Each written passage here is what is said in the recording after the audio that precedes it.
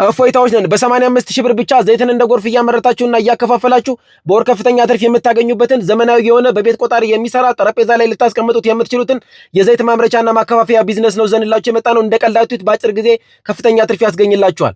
እስከ 30 ጊዜ በላይ ኮፒ ሊንክ ያደረገ ቻናሉን ፎሎ ያደረገ እንዲሁም ደግሞ ኮሜንት ላይ እፎይታ ብሎ ለጻፈ በዓሉን ምክንያት በማድረግ ለሁለት ሰዎች ማሽኑን ስለምንሸልም የዚህ እድል ተሳታፊ ሁኑ። ይሄ ቢዝነስ የጥሬ ዕቃ ችግር የለበትም፣ እንዲሁም ደግሞ ለመሸጥ ምንም አይነት ችግር የለበትም።